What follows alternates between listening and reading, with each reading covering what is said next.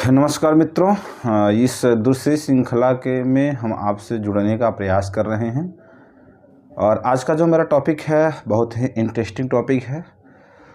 और कहा जाता है कि अगर कुछ बना न सको तो बनी हुई विरासत को ही बिगाड़ने में आनंद आता है।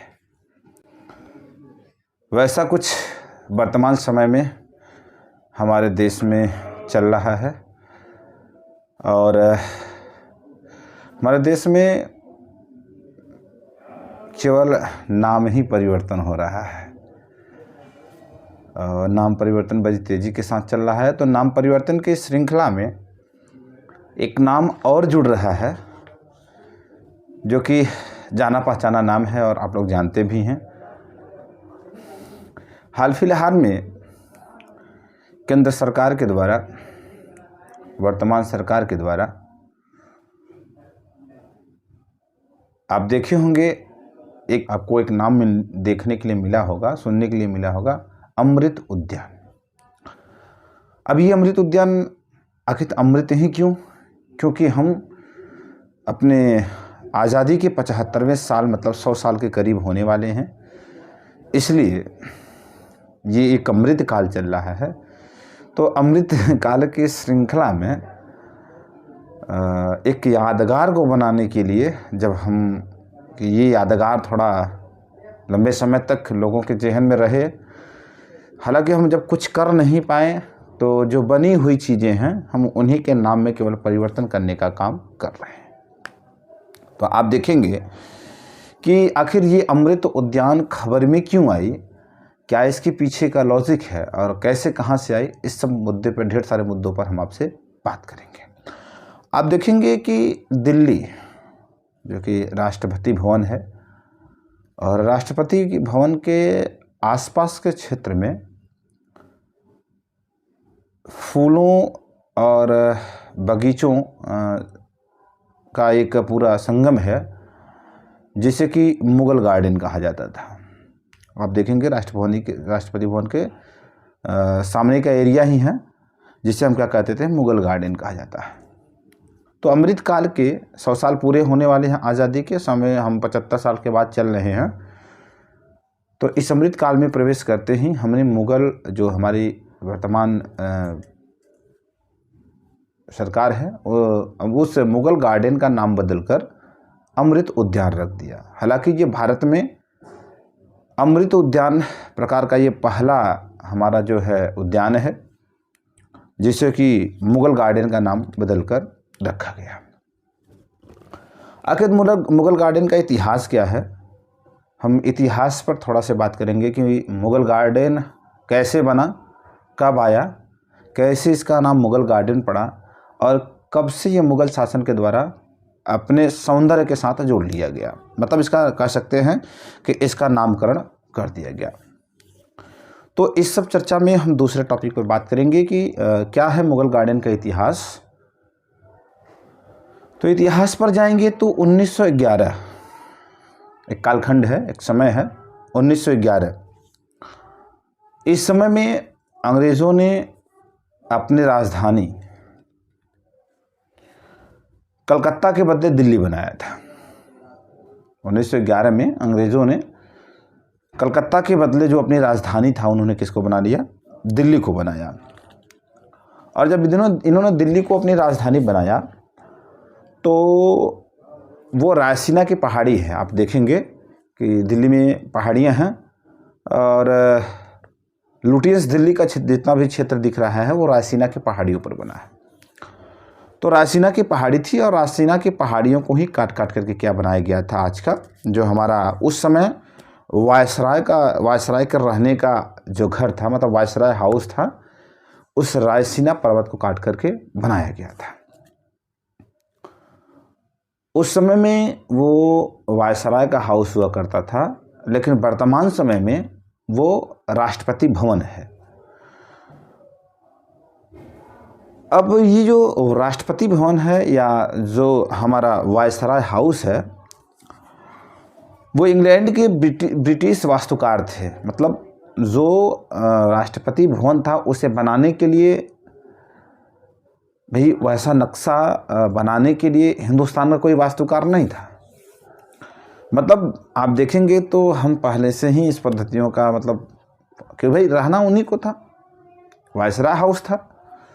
तो इंग्लैंड के ब्रिटिश वास्तुकार थे जिनका नाम था सर एडविन लुटियंस। क्या नाम था उनका? सर एडविन लुटियंस को बुलाया गया था और सर एडविन लुटियंस ने उस राष्ट्रपति भवन का क्या किया था? डिज़ाइन किया था उन्होंने। तो आज देखेंगे सर एडविन लुटियंस के ही नाम पर जो लुटियंस दिल्ली है, अर्थात जो आप कह सकते हैं कि प्रधानमंत्री का वो पार्लियामेंट्री हाउस है या फिर जो आपका राष्ट्रपति भवन है, प्रेसिडेंट हाउस है, वो सारा क्षेत्र जो होता है वो लुटियंस दिल्ली की ही अंतर्गत आता था। तो सर एडविन लुटियंस ने क्या किया? इसको डिज़ाइन किया। अब देखेंगे कि 1917 का समय था, कलकत्ता के बजाय दिल्ली राजधानी बनी थी। और फिर 1917 का समय लगभग 6 साल बाद जो हमारा वायसराय हाउस था, आज का जो प्रेसिडेंट हाउस है, राष्ट्रपति भवन है, उसको बनाना क्या किया गया था? शुरू किया गया था। ठीक। और जब 17 में बनना शुरू हुआ तो आप देखेंगे कि इसकी सुंदरता, मुझे भाई थोड़ा सुंदर लगे, इसकी सुंदरता को बढ़ाने के लिए इसके आसपास का जो क्षेत्र था, जो एरिया था, उस एरिया में कुछ अच्छे किस्म के फूल तथा वृक्षों को क्या कर दिया गया था? लगाया गया था। आप देखेंगे कि जब ये सब बनकर तैयार हुआ, इसके पश्चात इस जो वायसराय, उस समय के जो वायसराय थे वो वायसराय का नाम था लॉर्ड हार्डिंग। तो जब बनकर तैयार हुआ तो जो लॉर्ड हार्डिंग की पत्नी थी उनका नाम था लेडी हार्डिंग। उन्हें ये भवन पसंद नहीं आया। भवन कह सकते हैं कि जो फूल पत्तियां थी, ये सब चीज़ें उन्हें क्या हुई? पसंद नहीं आई। तो फिर क्या हुआ कि आप देखेंगे उसमें और सजीवता लाने के लिए और उसकी सुंदरता बढ़ाने के लिए उसको सुंदरता और बढ़ाया गया। और देखेंगे अंततोगत्वा 1928 के समय में ये पूरी जो हमारा वायसराय हाउस था और जो उसके आसपास के क्षेत्र में जो फूल इत्यादि लगाया गया था, आखिरकार वो उसको बहुत बेहतर तरीके से जो है बनाया गया और उसे तैयार किया गया 1928 ईस्वी में। तो 1928 ईस्वी में उसका जो नामकरण कर दिया गया, मुगल गार्डन कर दिया गया। ठीक।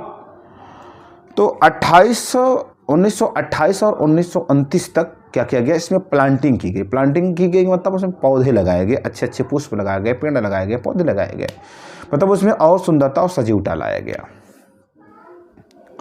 तो 1928 में मुगल गार्डन बनके पूरी तरह से क्या हो गया? तैयार हो गया।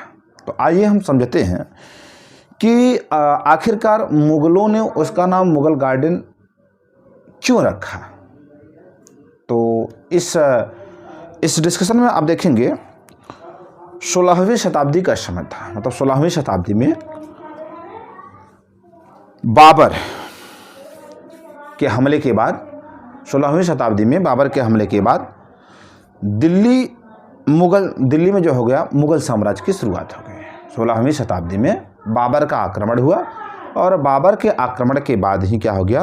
दिल्ली में मुगल साम्राज्य का क्या हो गया? शासन शुरू हो गया। देखिए कि कालखंड बीतता जाता है और धीरे धीरे जो होता है, शासन जो होता है एक दूसरे के क्या होता है? स्थानांतरित होता रहता है।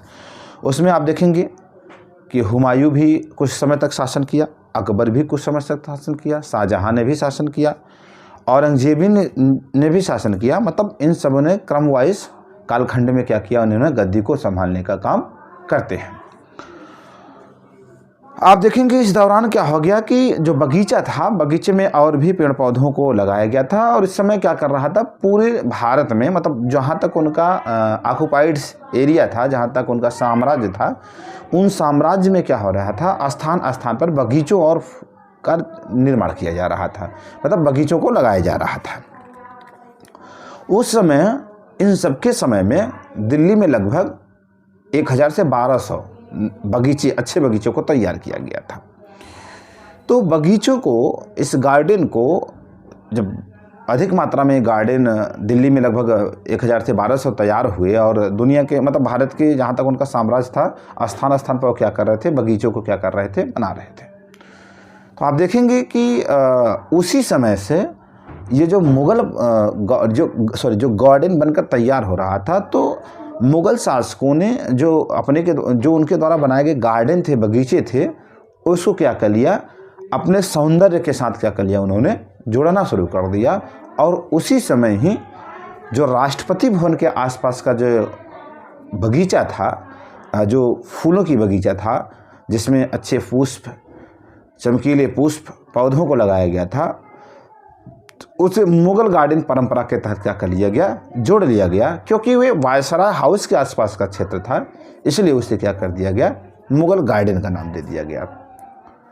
तो इस तरीके से क्या हो गया, मुग़लों ने गार्डन की परंपरा अपने साथ जोड़ा और मुग़ल गार्डन के नाम से उसको क्या किया, व्याख्यायित किया। हमें उम्मीद है कि हमारी वीडियोस आपको पसंद आई होंगी। इसी तरह छोटे मोटे वीडियोस हम आपके बीच लाने का प्रयास करते रहेंगे। अगर हमारी वीडियोस आपको पसंद आई हो तो हमारे चैनल को सब्सक्राइब जरूर करेंगे और अधिक से अधिक शेयर करेंगे, जिससे इस छोटे मोटे वीडियोस के माध्यम से हम आप तक अपनी बातें पहुंचा सकें। बहुत बहुत धन्यवाद।